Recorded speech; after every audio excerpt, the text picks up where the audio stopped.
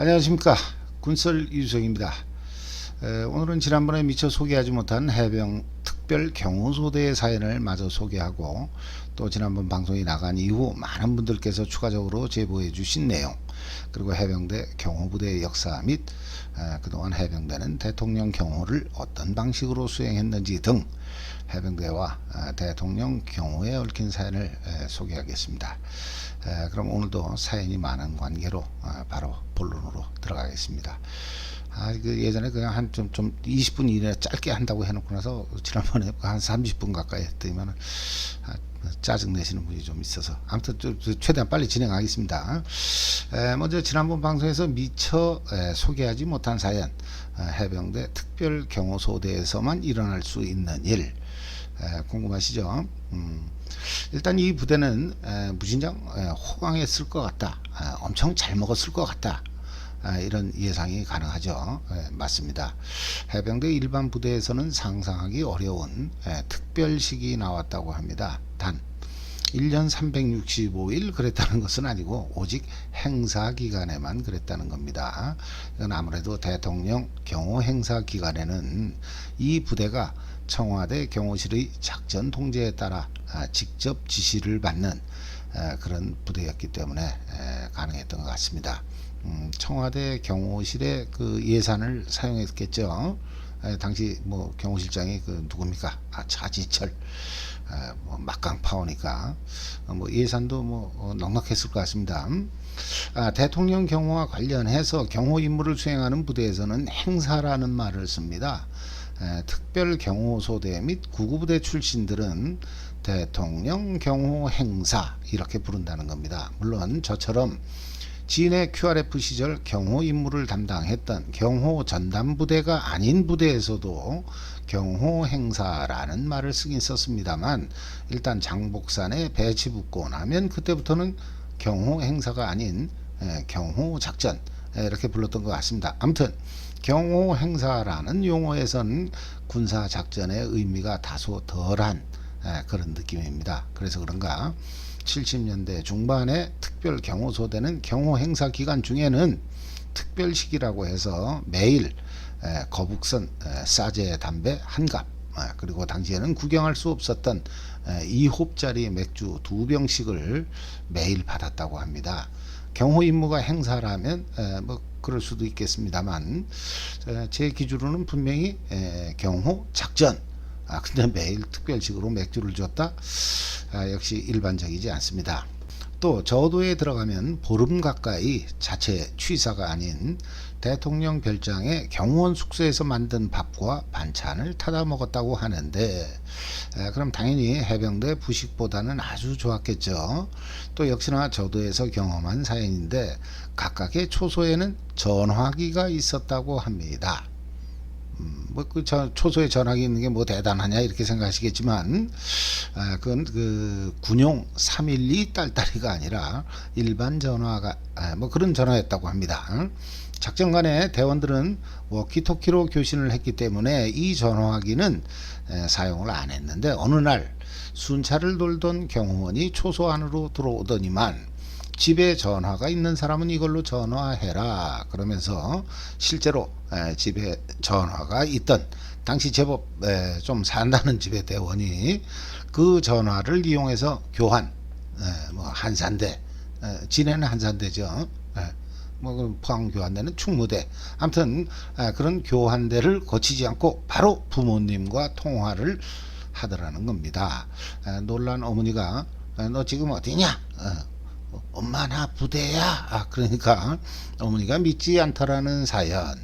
또 이 특별 경호소대의 복장과 관련해서 이 사진은 위장복이 아닌 그린 사지에 그린 베레를 착용한 모습인데, 이건 봄 가을에만 착용했다고 합니다. 최초 특별 경호소대원들을 선발했던 74년 건군 26주년 국군의 날 행사에서는 최초로 큰 무늬 위장복을 착용했는데, 오히려 선발 이후에는 구형 위장복, 즉 덕 헌터 계열의 위장복 그리고 그린 베레를 착용했다고 합니다. 하지만 이런 구형 위장복도 78년경부터는 큰 무늬 위장복으로 바뀐 것 같습니다. 어쨌든 당시 특별 경호 소대원들이 착용한 위장복은 훗날 경호 행사 부대원들이 부대 피복으로 위장복을 행사 기간 동안에만 착용했던 것에 비해 개인 피복으로 지급받아서 상시 착용을 했다고 합니다. 또한 그린벨에 부착하는 모표는 훗날 일반적인 해병대 앵카가 아닌 해병대 발상탑과 같은 모양이었다고 합니다. 지금 화면에서의 사진은 진해 덕산동에 세워진 해병대 발상탑의 모습인데 이 탑의 상부에 있는 모양과 같은 모양의 모표를 달았다는 뜻입니다. 탑 시내는 해병대 처음 세운 곳이라는 글자가 선명합니다. 자, 그럼 지금부터는 해병대의 대통령 경호와 관련된 사연들을 한번 알아보겠습니다. 먼저 해병대와 대통령 경호라는 이 두 단어만 놓고 보면 70년대 초반 이전에는 대통령 경호 작전에 해병대가 관련됐던 특별한 사건이나 사연들은 거의 보이질 않습니다. 그나마 눈에 띄는 내용은 5.16 당시 출동했던 김포 해병대 제1임시여단 예하 2연대 2대대 오정근 대대장과 관련된 일화가 하나 보이는 정도입니다.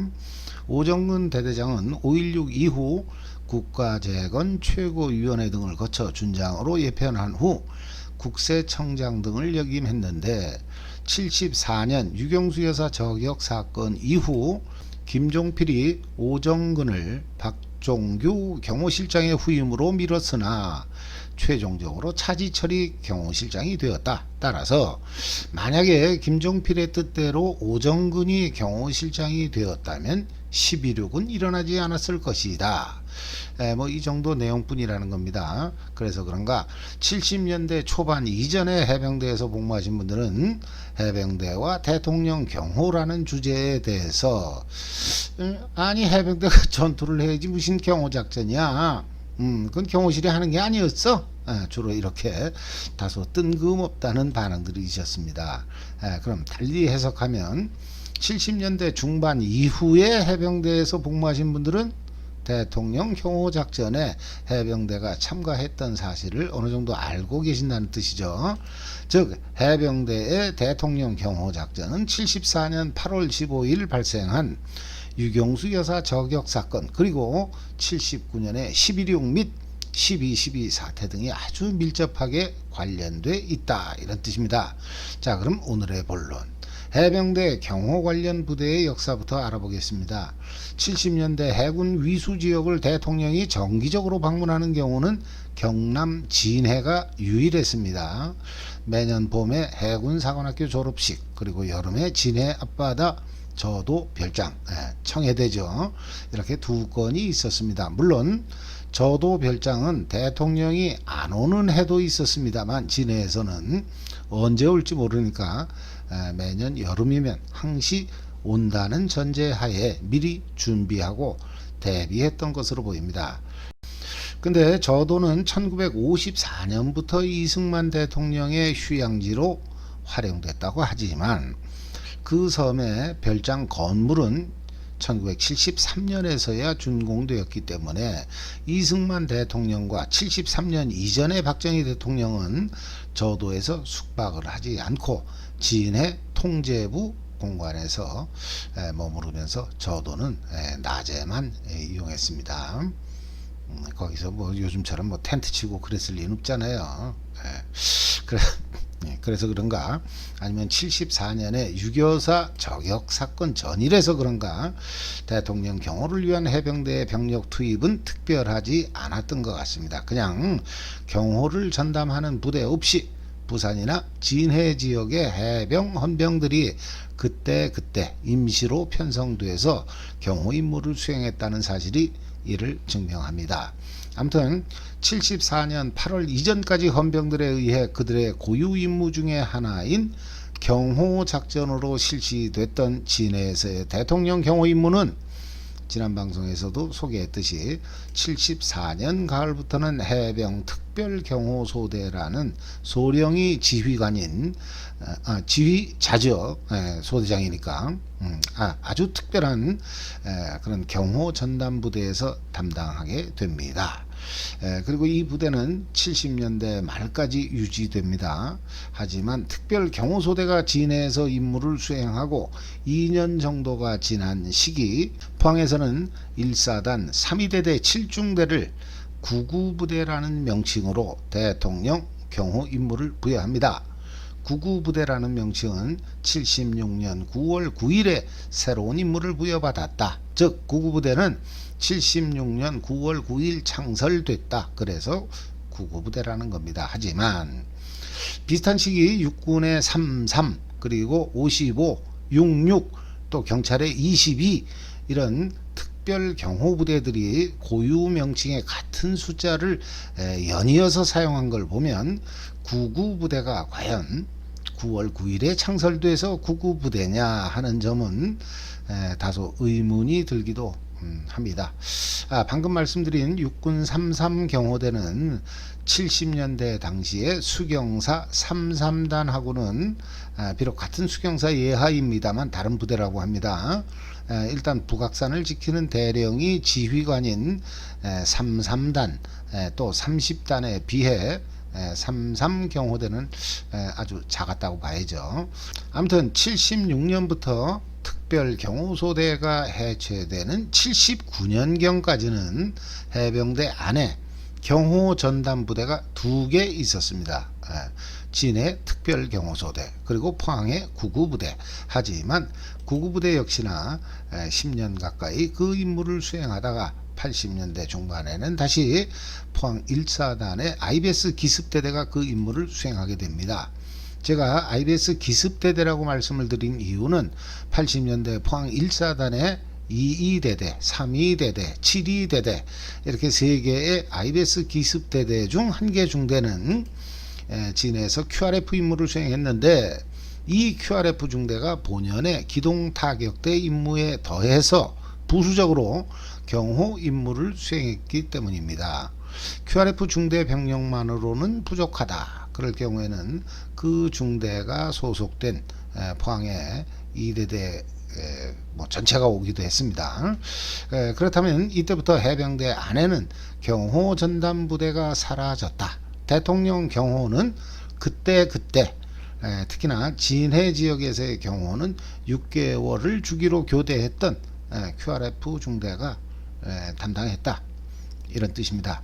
특이한 건 해병대 안에 2개의 경호전담부대가 있었음에도 불구하고 70년대 후반 그리고 80년대 초반에는 진해 지역에서의 경호 행사 때마다 완전 검은색 복장을 입은 이걸 뭐 대테러 복장 또 일부에서는 검은 옷이라고 해서 흑복 또 누구는 뭐 707 복장 이렇게 부르는 것 같은데 아무튼 1980년을 전후한 시기에는 육군이 경호작전의 제2선을 담당했던 것 같습니다.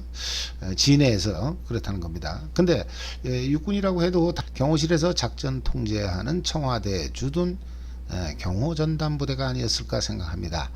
방금 말씀드린 제2선은 3선 개념 중에 하나로서 즉 제1선은 가장 외곽 그러니까 장복산에 올라가서 마산 쪽에서 접근하는 적을 차단하기 위한 QRF 등의 병력 제일 별 볼 일 없는 병력들이죠. 그리고 대통령을 지근거리에서 경호하는 제3선의 중간지대라고 봐야 될 겁니다. 2니까 1 그리고 3 그 사이겠죠. 그래도 여기만 해도 최정의 요원들이다 이렇게 보는 게 맞습니다. 그 검은 옷 입은 사람들이 그런 거 한 것 같아요. 가장 외곽의 제1선은 제가 있을 때는 그렇지 않았습니다만 대부분 M16 02를 제거했죠. 아무튼 특별 경호소대와 구구부대가 같이 존재했던 76년부터 79년까지는 진해 지역 경호 행사에서 두 부대는 맡은 책임이 좀 달랐을 것이다. 예를 들어서 82년 2월 특전사 요원들을 실은 공군의 C-123 수송기가 제주도 한라산에 추락하는 바람에 지금 이 사진에서 보시는 바와 같이 53명이 순직하는 대형 사고가 발생했습니다. 그런데 이 병력들이 실은 대통령 경호 작전을 위해 투입되던 특전사 병력들이었고, 당초 이 경호작전에는 특전사가 아니라 포항에 구구부대가 출동하기로 사전에 이미 확정돼 있었는데, 그날의 포항 지역에 기상이 좋지 않아서 육군 특전사에서 출동했다가 그런 사고를 당했다, 이런 제보가 있는 걸로 봐서 어쩌면 진해 지역의 특별경호소대와 포항의 구구부대는 그 임무지역에서 다소 차이가 있었던 게 아닐까, 그런 생각도 해봅니다. 하지만 당시 근무하신 분을 제가 아직 찾지 못해서 과연 임무지역이 달랐냐 하는 이 부분은 확실하지 않습니다. 자, 그럼 이번에는 해병대 경호작전의 시기별 모습을 한번 알아보겠습니다. 먼저 제가 오늘 방송에서 가장 중요하게 생각하는 부분, 즉 경호부대 병력들은 과연 실탄을 휴대했는가, 이 부분을 좀 자세히 알아보겠습니다.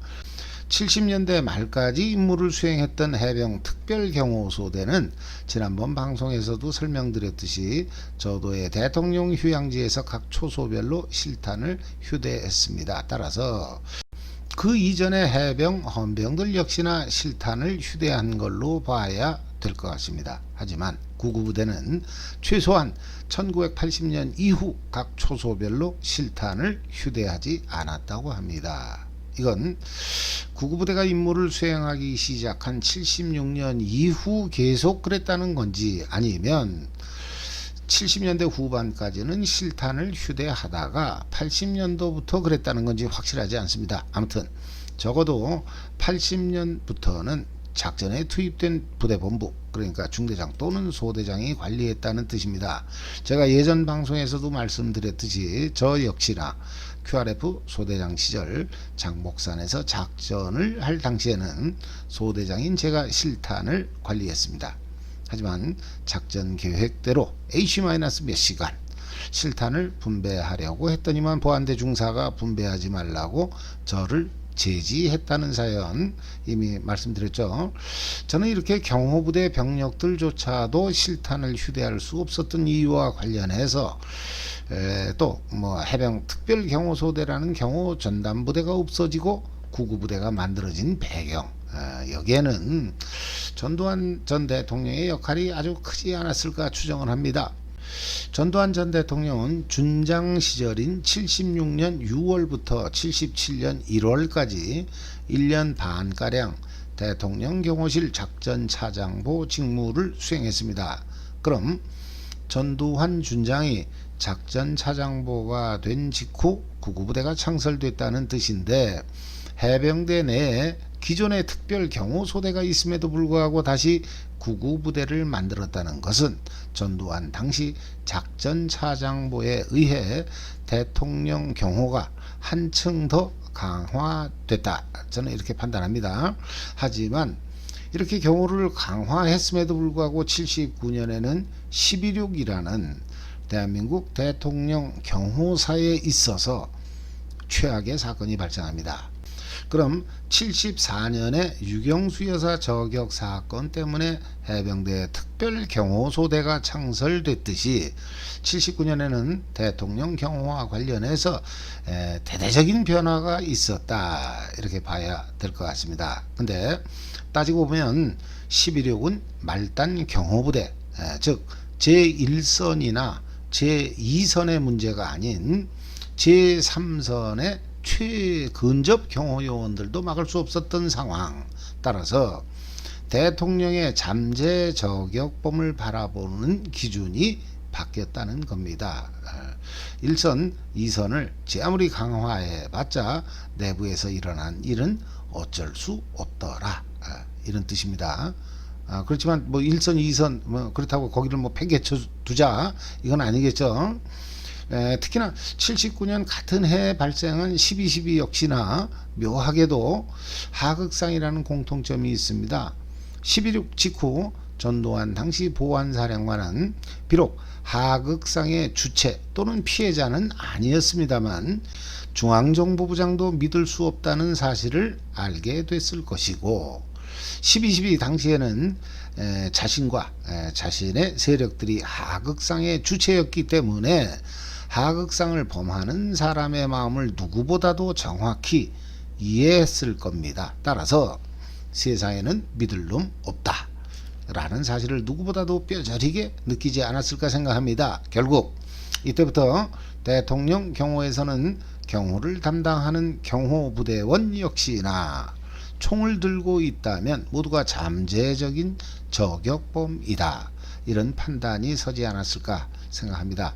74년부터 70년대 후반까지 존재했던 해병 특별경호소대가 실탄을 휴대하고 경호작전을 수행한 데 반해 그 이후에 해병대 경호 관련 부대들이 실탄은 고사하고 M16의 공위까지 제거한 상태로 경호 임무를 수행했던 코미디 같은 당시의 모습이 이를 증명합니다. 저는 개인적으로 5.16 그리고 12.6에 아주 밀접하게 관련된 해병대, 아울러 간발의 차이로 성공시킬 수 있었던 신군부 쪽 그 입장에선 그렇다는 겁니다. 아무튼 그 12.12 당시 한남동 공관에서의 해병대, 이 사건들을 통해 해병대를 아주 멀리 두고 싶어하지 않았을까, 그런 생각을 해봅니다. 좀 되게 껄끄러웠을 것 같아요. 그나저나 이게 총알에 공의도 없는 총을 들게 할 바에는 차라리 그냥 몽둥이 하나씩 주고 짱돌 한 대여섯 개씩 주고 경호를 하는 게 더 효율적이지 않았을까 생각해 봅니다. 오늘은 과거 7, 80년대 대통령 경호와 관련한 해병대 경호부대의 사연을 지난번 방송에 이어서 마저 소개하고, 경호부대원들이 잠재적인 저격범으로 취급받았던 서글픈 그때의 모습을 들여다보았습니다. 사연을 제보해 주신 분들께 감사드리면서 오늘 방송을 마치겠습니다. 감사합니다.